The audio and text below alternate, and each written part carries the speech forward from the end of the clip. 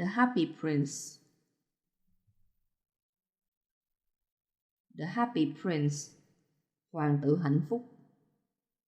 Phát hành 1888.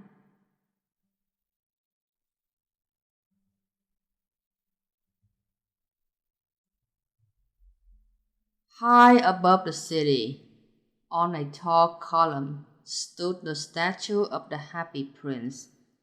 He was gilded all over with thin leaves of fine gold. For eyes, he had 2 bright sapphires, and a large red ruby glowed on his sword hilt. "Why can't you be like the Happy Prince?" asked a sensible mother of her little boy, who was crying for the moon. "The Happy Prince never dreams of crying for anything." "I am glad there is someone in the world who is quite happy," muttered a disappointed man as he gazed at the wonderful statue.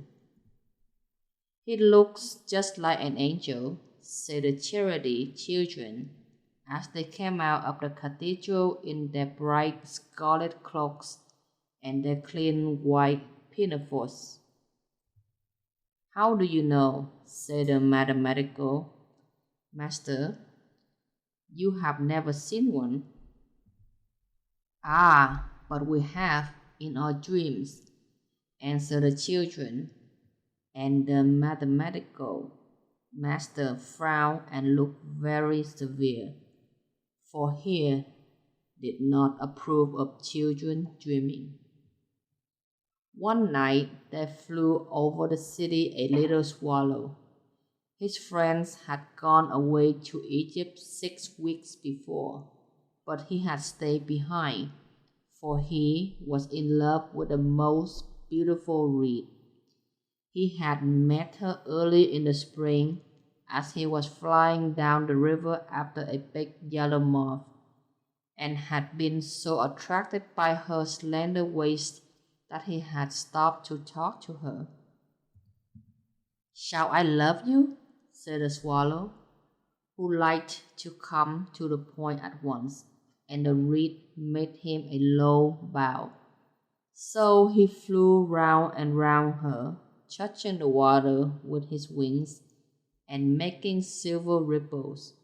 This was his courtship, and it lasted all through the summer.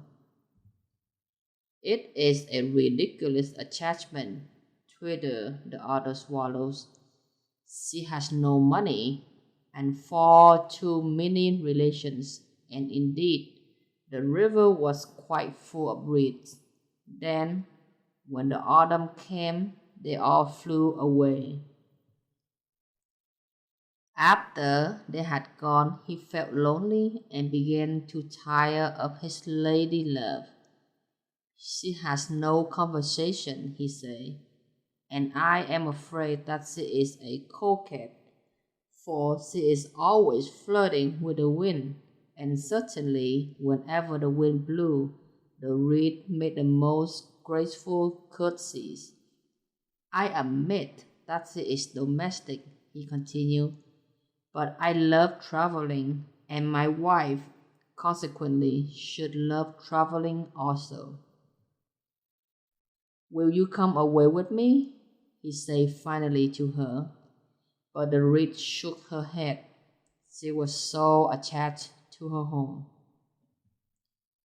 You have been trifling with me," he cried. "I am off to the pyramids.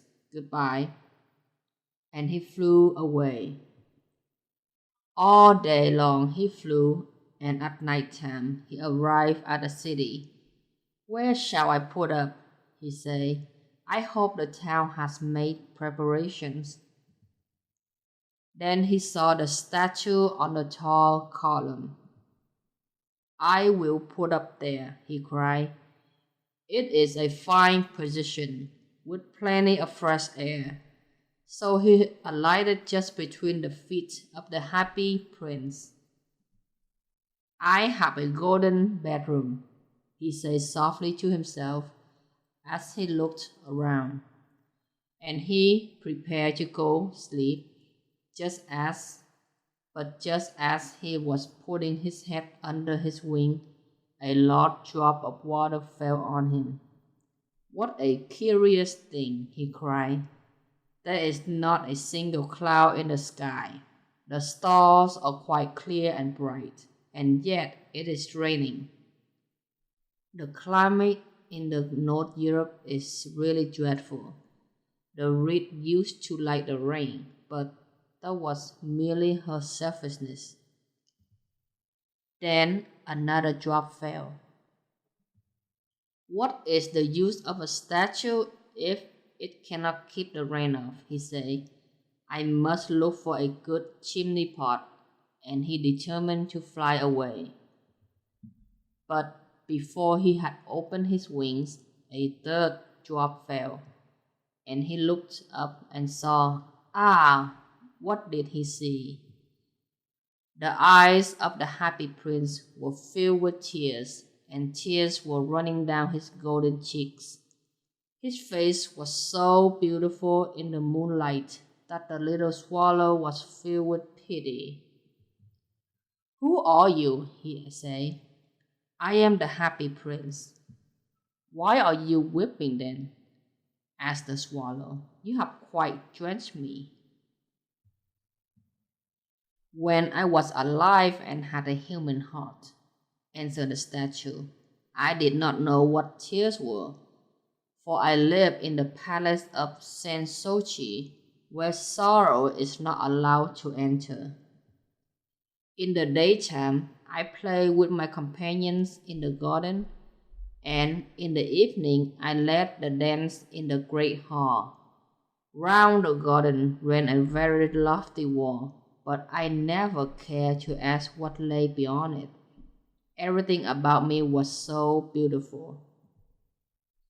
My courtiers called me the happy prince, and happy indeed I was, if pleasure be happiness.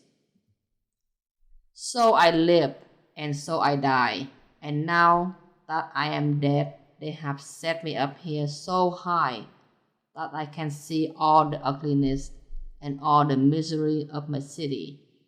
And though my heart is made of lead, yet I cannot choose but weep."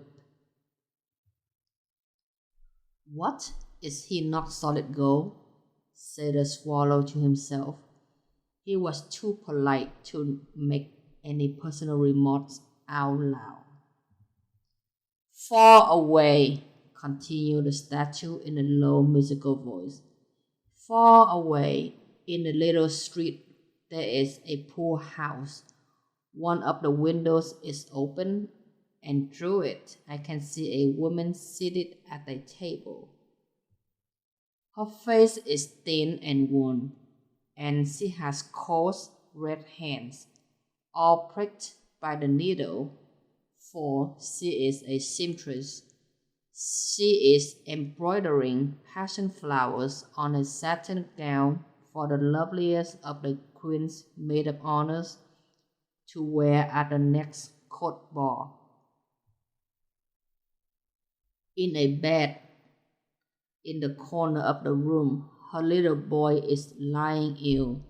He has a fever and is asking for oranges. His mother has nothing to give him but river water, so he is crying. Swallow, swallow, little swallow, will you not bring her the ruby out of my sword hilt? My feet are fastened to this pedestal, and I cannot move. I am waited for in Egypt, said the swallow. My friends are flying up down the Nile and talking to the large lotus flowers. Soon they will go to sleep in the tomb of the great king. The king is there himself in his painted coffin. He is wrapped in yellow linen and embalmed with spices.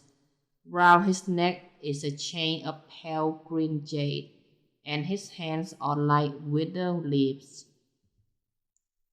Swallow, swallow, little swallow, said the prince, will you not stay with me for one night and be my messenger? The boy is so thirsty, and the mother so sad. I don't think I like boys, answered the swallow. Last summer, when I was staying on the river, there were two rude boys, the miller's sons, who were always throwing stones at me. They never hit me, of course. We swallows fly far too well for that. And besides, I come of a family famous for its agility. But still, it was a marked up disrespect. But the happy prince looked so sad that the little swallow was sorry. It is very cold here, he said, but I will stay with you for one night and be your messenger. Thank you, little swallow, said the prince. So the swallow picked out the great ruby from the prince's sword and flew away with it in his beak over the roofs of the town. He passed by the cathedral tower where the white marble angels were sculpted. He passed by the palace and heard the sound of dancing. A beautiful girl came out on the balcony with her lover. How wonderful the stars are, he said to her, and how wonderful is the power of love. I hope my dress will be ready in time for the state ball, she answered. I have ordered patent flowers to be embroidered on it, but the seamstresses are so lazy. He passed over the river and saw the lanterns hanging to the masts of the ships. He passed over the ghetto and saw the old Jews bargaining with each other and weighing out money in copper scales. At last he came to the poor house and looked in. The boy was tossing feverishly on his bed, and the mother had fallen asleep. She was so tired. In he hopped and laid the great ruby on the table beside the woman's thimble. Then he flew gently round the bed, fanning the boy's forehead with his wings. How cool I feel, said the boy. I must be getting better. And he sank into a delicious slumber. Then the swallow flew back to the happy prince and told him what he had done. It is curious, and he remarked, but I feel quite warm now, although it is so cold. That is because you have done a good action, said the prince, and the little swallow began to think, and then he fell asleep. Thinking always makes him sleepy. When day broke, he flew down the river and had a bath. What a remarkable phenomenon, said the professor of ornithology as he was passing over the bridge. A swallow in winter, and he wrote a long letter about it to the local newspaper. Everyone quoted it. It was full of so many words that they could not understand. Tonight I go to Egypt, said the swallow, and he was in high spirits at the prospect. He visited all the public monuments and sat a long time on top of the church steeple. Wherever he went, the sparrows chirruped and said to each other, "What a distinguished stranger!" So he enjoyed himself very much. When the moon rose, he flew back to the happy prince. "Have you any commissions for Egypt?" he cried. "I am just starting." "Swallow, swallow, little swallow," said the prince, "will you not stay with me one night longer?" "I am waited for in Egypt," answered the swallow. "Tomorrow my friends will fly up to the second cataract. The river horse couches there among the bulrushes, and on a great granite throne sits the god Menon. All night long he watches the stars, and when the morning star shines, he utters one cry of joy, and then he is silent. At noon, the yellow lions come down to the water's edge to drink. They have eyes like green barrels, and their roar is louder than the roar of the cataract. Swallow, swallow, little swallow, said the prince. Far away across the city, I see a young man in the garret.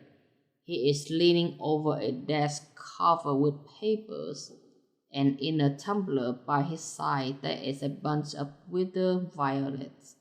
His hair is brown and crisp, and his lips are red as a pomegranate, and he has large and dreamy eyes.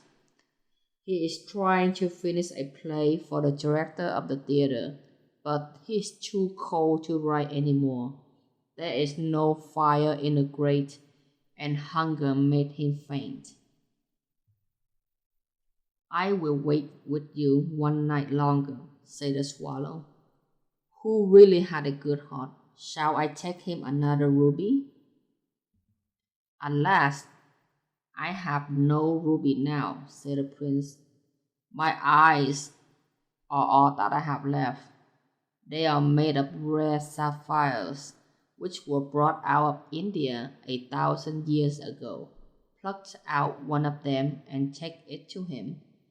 He will sell it to the jeweler and buy food and firewood, and finish his play. Dear prince, said the swallow, I cannot do that, and he began to weep. Swallow, swallow, little swallow, said the prince, do as I command you. So the swallow plucked out the prince's eye and flew away to the student's garret. It was easy enough to get in, as there was a hole in the roof. Through this he darted and came into the room. The young man had his head buried in his hands, so he did not hear the flutter of the bird's wing. And when he looked up, he found the beautiful sapphire lying on the withered violets. I am beginning to be appreciated, he cried. This is from some great admirer. Now I can finish my play. And he looked quite happy. The next day, the swallow flew down to the harbor. He sat on the mast of a large vessel and watched the sailors hauling big chests out of the hold with ropes. Heave ahoy! They shouted as each chest came up. I am going to Egypt, cried the swallow, but nobody minded, and when the moon rose, he flew back to the happy prince. I am come to bid you goodbye, he cried. Swallow, swallow, little swallow, said the prince, will you not stay with me one night longer? It is winter, answered the swallow, and the chill snow will soon be here. In Egypt, the sun is warm on the green palm trees, and the crocodiles lie in the mud and look lazily about them. My companions are building a nest in the temple of Baalbek, and the pink and white doves are watching them and cooing to each other.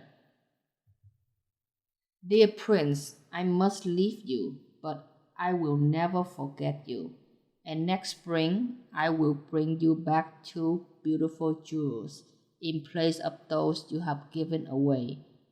The ruby shall be redder than a red rose, and the sapphire shall be as blue as the great sea. In the square below, said the happy prince, there stands a little match girl. She has let her matches fall in the gutter, and they are all spoiled.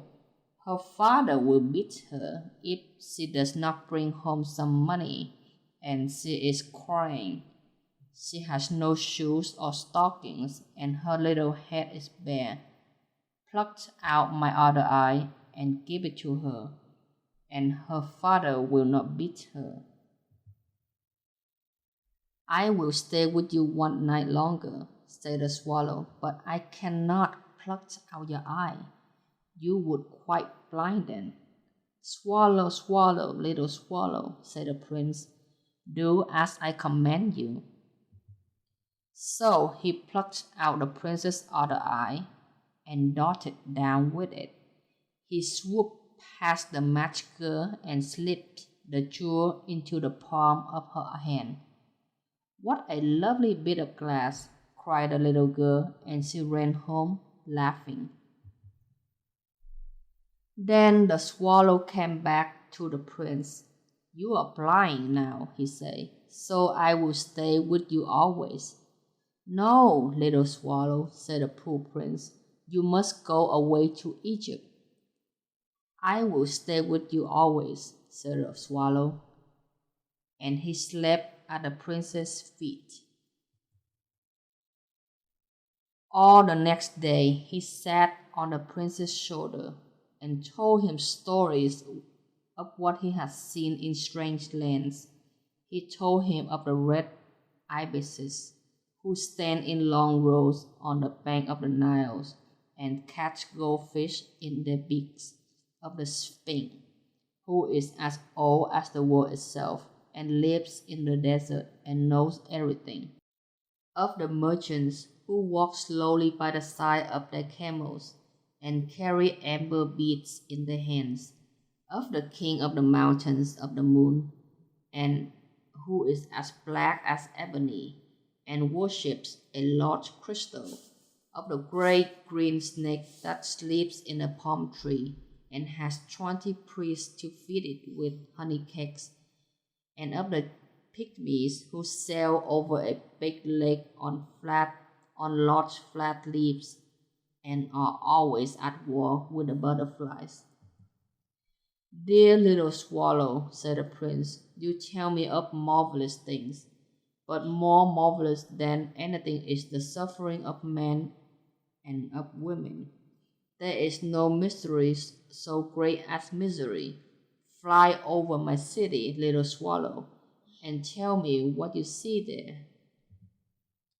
So the swallow flew over the great city and saw the rich making merry in their beautiful houses, while the beggars were sitting at the gates. He flew into dark lanes and saw the white faces of starving children looking out listlessly at the black streets.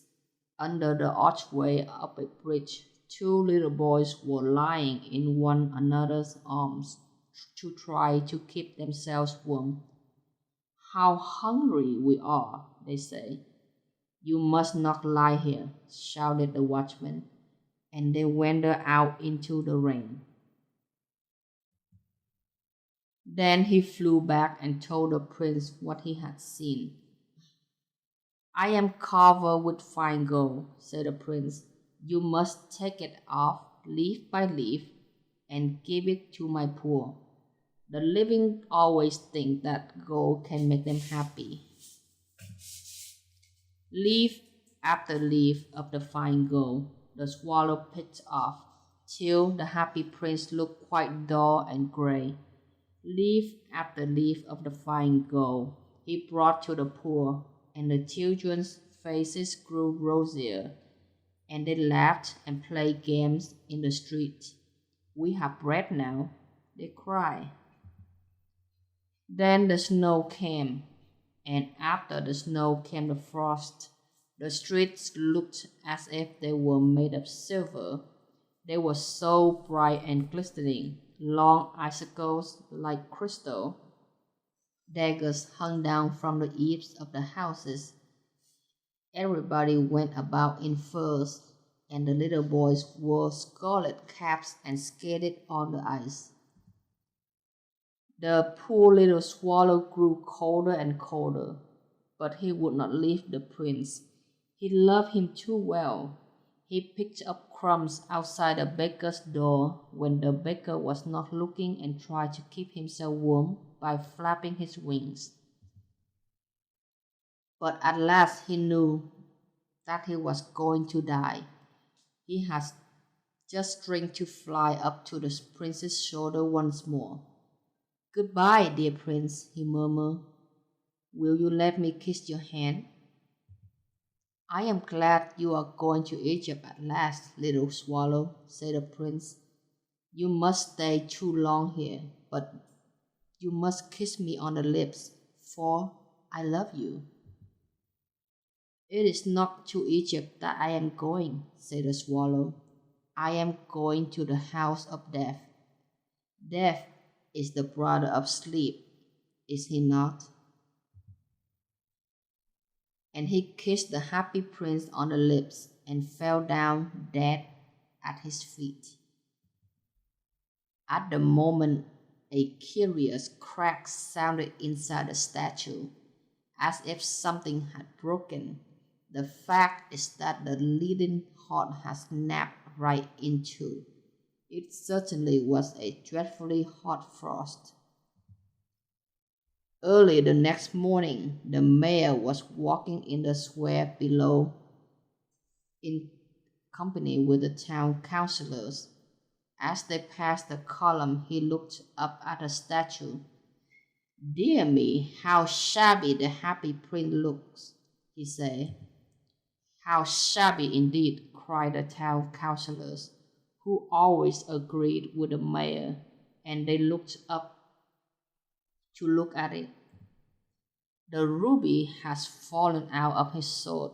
His eyes are gone, and he is golden no longer," said the mayor. "In fact, he is little better than a beggar." "Little better than a beggar," said the town councillors. "And here is actually a dead bird at his feet," continued the mayor. "We must really issue a proclamation that birds are not to be allowed to die here." And the town clerk made a note of the suggestion. So they pulled down the statue of the happy prince. "As he is no longer beautiful, he is no longer useful," said the art professor at the university. Then they melted the statue in the furnace, and the mayor had a meeting of the corporation to decide what was to be done with the metal. "We must have another statue, of course," he said, "and it shall be a statue of myself." "Of myself," said each of the town councillors, and they quarreled. When I last heard of them, they were quarreling still. "What a strange thing," said the overseer of the workmen at the foundry. "This broken lead heart will not melt in the furnace. We must throw it away." So they threw it on the dust heap where the dead swallow was also lying. "Bring me two most precious things in the city," said God to one of his angels. And the angel brought him the leaden heart and the dead bird. "You have rightly chosen," said God. "For in my garden of paradise these little birds shall sing forevermore, and in my city of gold the happy prince shall praise me." The End. The Happy Prince.